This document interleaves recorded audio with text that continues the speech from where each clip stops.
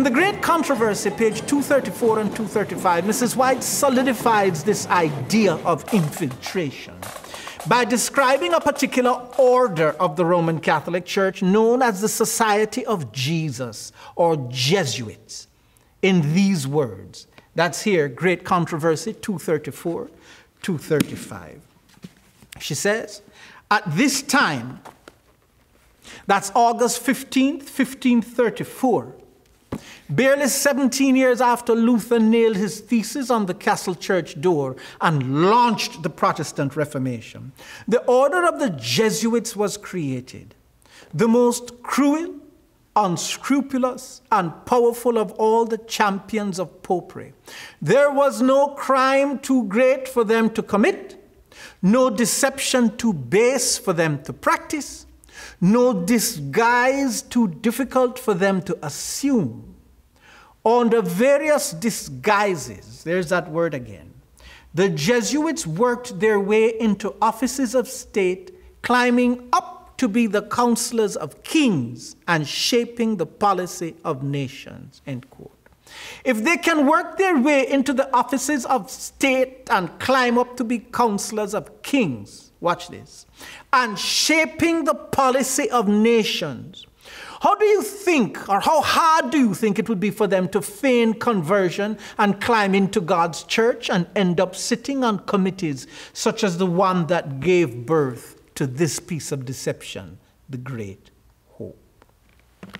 In 1835, Professor Samuel Morse, we know him as the inventor of the Morse code, he published a series of articles in the New York Observer that were eventually compiled into a book entitled Foreign Conspiracy Against the Liberties of the United States. On page 48, this is what he writes. Is it not in accordance with all experience of popish policy that Jesuits should encroach by little and little, and persevere till they have attained to plenitude of power? At present, they have but one aim in this country, which absorbs all others, and that is to make themselves popular. If they succeed in this, we shall then learn, when too late to remedy the evil, that popery abandons none of its divine rights. End quote. Friend, the Jesuit penchant for disguise is legendary. There's a wonderful piece of correspondence which I alluded to at the top of this program between two former presidents of the United States. John Adams, that's the first vice president under George Washington, and Thomas Jefferson. Adams ultimately became the second president of this country, and Thomas Jefferson the third. That is a highly instructive letter, and I'll read it for you here. The first letter was written by Adams to Jefferson after the Jesuit order, which had been banned by Pope Clement XIV on the 21st of July, 1773, was reinstated by Pope Pius VII on the 7th of August, 1814. Adams is writing about the resurrection of the Jesuits, which everybody thought the order was dead because the Pope had banned them with an infallible decree. And here is another Pope undoing the infallible decree of a previous Pope. And Adams is writing Jefferson, and he says, quote, I do not like the resurrection of the Jesuits. They have a general now in Russia, in correspondence with the Jesuits in the United States, who are more numerous than everybody knows. Shall we not have swarms of them here, in as many shapes and disguises as ever a king of the gypsies, Bamfield Moore Carew himself assumed, in the shape of printers, editors, writers, schoolmasters, etc.? I have lately read Pascal's letters over again, and 4 volumes of the history of the Jesuits. If ever any congregation of men could merit eternal perdition on earth and in hell, according to these historians, though like Pascal, true Catholics, it is this company of Loyola. Our system, however, of religious liberty must afford them an asylum. But if they do not put the purity of our elections to a severe trial, it will be a wonder. May 6th, 1816. Jefferson responds, I know nothing of the history of the Jesuits you mention in 4 volumes. Is it a good one? I dislike with you their restoration because it marks a retrograde step from light towards darkness. Jefferson's Own is written on August 1st, 1816. And let me tell you something. When I first contacted the Massachusetts Historical Society to find that letter, they didn't know that it existed. And I had read about it, so I knew its existence, and I was able to give the archivist the very date on which the letter was written, and she went back into it. Now, all of John Adams's letters, his letters to Jefferson are at the National Library or Archives, and then the letters of Jefferson back to him are at the Massachusetts Historical Society. But you can still get carbon copies of the two-way correspondence.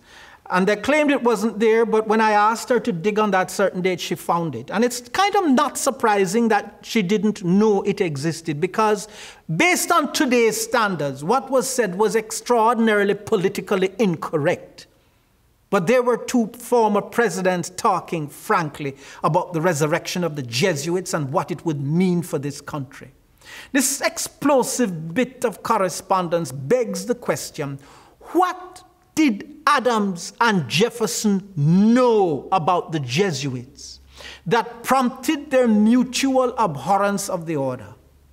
We'll address this in a few minutes. For now, I'd like to limit our inquiry to 2 observations. First, what was Adams's reference to Bampfylde Moore Carew all about? What was it intended to convey? Who was this man? Now, I'll tell you the truth. For years, I thought he was a king of the gypsies. That's what the letter said. But I decided to dig and went on the internet and went to encyclopedias and found out, as Adams had intimated, that Carew was no such king of the gypsies, but he was instead a British con man, a British con artist with a flair for, you guessed it, disguise.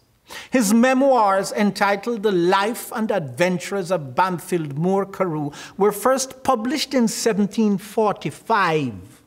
And continued to be a bestseller for over 100 years. That's a con man writing. Referring to himself as the noted Devonshire stroller and dog stealer, Carew claimed during his numerous escapades to have masqueraded as a shipwrecked sailor, a clergyman, the mate of a vessel, and, quote, defrauding Squire Portman twice in one day. First as a rat catcher, and then a woman whose daughter had been killed in a fire. Bottom line, Carew was a master of disguise, and so are the Jesuits, which is the point Adams was making as he contemplated them swarming into the United States. We would do well to contemplate them swarming into our churches too. Now let's get to the question, what did they know?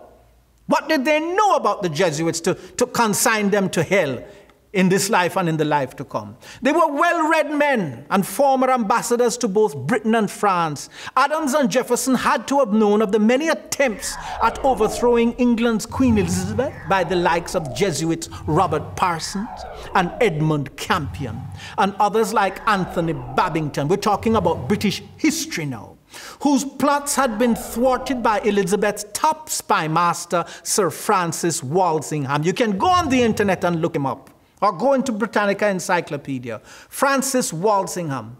They also had to have known, I'm talking about Adams and Jefferson, had to have known about the attempt on the life of Elizabeth's successor, King James I, and the entire Parliament at the infamous gunpowder plot of 1605. The British Parliament, after all, made that day of discovery a public holiday. And I'll explain in a minute what I mean by day of discovery. But it is observed to this day as Guy Fawkes Day. Years ago, I sent a cameraman over to Britain to capture some of the revelry associated with this day. I'd wanted to go. In fact, I'd still like to go, but I couldn't go at the time. But if you take a look at what we captured, that footage on your screen, you'll see that in some parts of Britain, the people have never quite forgotten what the Jesuits attempted to do to their beloved Parliament. The day is still celebrated with the rolling of tar barrels and fireworks everywhere. Of course, those fireworks don't come close to matching the firepower with which Guy Fawkes was caught. On that day, Fawkes, working with the Supreme Jesuit of London, was caught sitting on 36 barrels of gunpowder under the British Parliament, which, had they exploded as intended with the King in attendance later that day, would have sent everybody inside the building into eternity. There was a time when every British schoolchild knew this little nursery rhyme. Please to remember the 5th of November, gunpowder, treason, and plot. I see no reason why gunpowder treason should ever be forgotten. That's the nursery rhyme British children knew. Let's do it again. That's so cute. Please to remember the 5th of November. That's the date on which they caught Fawkes under Parliament. Gunpowder, treason, and plot. I see no reason why gunpowder treason should ever be forgot. Thank God the plot was discovered before it could materialize, for had the Jesuits succeeded in assassinating the king, not only would Parliament have been history, but planet Earth would have been deprived of one of its greatest treasures, this book, the King James Version of the Bible. That's the king who would have been inside Parliament that day, the successor to Queen Elizabeth I. Friend, the Vatican will stoop at nothing to conquer. If she has to blow up your Parliament to bring in a new order of rulers, she'll do it. The British, wouldn't you know that in places like Lewis, that's the footage you're looking at, they still burn effigies of the Pope on Guy Fawkes Day. That's to this day. It might not be politically correct to do it, but they remember. The rest of the world might have forgotten what the Jesuits are all about, but they remember. They remember the attempt to blow up Parliament. They remember how many people would have died. And so Parliament decreed, you're going to celebrate this annually. It was the first decree, the first holiday decreed so by Parliament. You shall remember. You should plan a vacation and go and see it for yourself. November 5th, November 4th. Go over to London. Go to the town of Lewis. I haven't been able to go, but you go and take it in. All right? Take it in before celebrations like what you're watching are banned.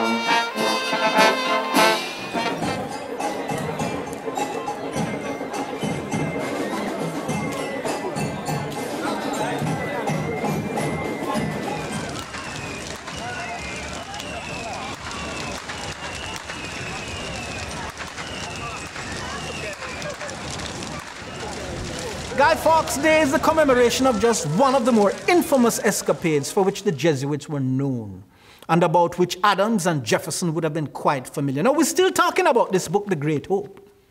But I have to lay the groundwork and give you some history so that you can understand the nature of the minds with which we are contending when it comes to this scam.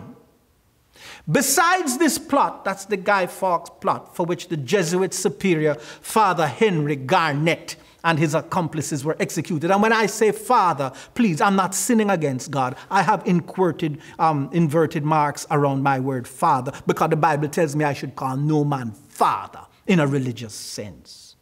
So to me, he's really Pastor Henry Garnet. He was executed. That's what the British did with him. once they tortured people and found out who was behind this plot. These two signers of the Declaration of Independence, that's Adams and Jefferson, had to have known of the role of the Jesuits also in the St. Bartholomew's Day massacre as well. During this slaughter over in France, some 30,000 Protestants were slain. But we don't have time to go into that here. The gunpowder plot by itself will have to do for now as we try to explain why Adams in particular would write, quote, "If ever any congregation of men could merit eternal perdition on earth and in hell, according to these historians, though like Pascal, true Catholics, it is this company of Loyola." That's Ignatius Loyola, founder of the Jesuit order, end quote. As for that Pope who banned the Jesuits, he died a rather sudden death. Payback, it was commonly held, for his audacity in banning the Holy Order to begin with. You know something? There's an interesting story about the death of that Pope, Pope Clement, that begs to be told here. So once again, I'm just laying the groundwork for a close look as to what's going on with this farce. All right, but let's learn a few lessons along the way. I know it might seem as though we're straying from the showdown between the great hope and the great controversy right now, but we really aren't. These chapters of Jesuit history are quite instructive. For not only do they remind us of what Protestants in bygone days faced from a Roman Catholicism that had its back against the wall after the Protestant Reformation had been unleashed, they bring Ellen White's dream about the confiscation of her books even more ominously to life. These chapters should remind us of the absolute commitment the order has to the original commission given them to spearhead the counter-reformation, that is, the undoing of all things Protestant. What credible source can verify what I've just told you? You can try Encyclopedia Britannica. For one, especially the editions written at the beginning of the 20th century. The modern day editions have been gutted. You go to what the old Britannica Encyclopedia had to say about the Jesuits. These chapters of Jesuit intrigue put a well-deserved coloring, I believe, over what is currently unfolding with the great controversy. Anyway, back to Pope Clement, the Pope who banned the Jesuits. On February 24th, 1889, the following appeared in the New York Times, bearing the headline, "Was Pope Clement Poisoned?" The death of Pope Clement XIV is a sample of the mysterious or unexplained. For, in spite of the glosses put forward by the historian of his pontificate, the circumstances attending it are still wrapped in obscurity. We have simply the following particulars to go upon. A watermelon is served up to the pontifical table. The taster opens it and cuts off a slice, which, as in duty bound, he eats, and we may suppose, as the fruit is a delicious one, enjoys. He wipes his knife on a napkin, cuts off another piece, and presents it to the Pope. All popes had their tasters, you see. And the Pope partakes of this slice of watermelon and is straightway poisoned. Now, it is assumed that the poison was administered in the form of a subtle powder, which had been sprinkled on the napkin with which the taster wiped his knife after cutting the first and innocuous slice. This expedient, if actually adopted, was worthy of a country of the Borgias, but obviously could not have been carried into effect without the connivance or assistance of members of the papal household. It is difficult to believe that the taster would have been ignorant of it, end quote. That's what the Jesuits are known for. That's what Adams and Jefferson knew. Murder, intrigue, assassination, the poison cup first, the leaden bullet afterward. I don't have time to go into President Lincoln's assassination. I have it up on YouTube. You can look at it. We don't have time to go into the Jesuit oath here. So we'll leave that watermelon alone and go back to Mrs. White's dream in Volume 1. I'd like to point out the worst part of that dream. I'm referring to these words, quote, "I wept and prayed much as I saw our goods confiscated.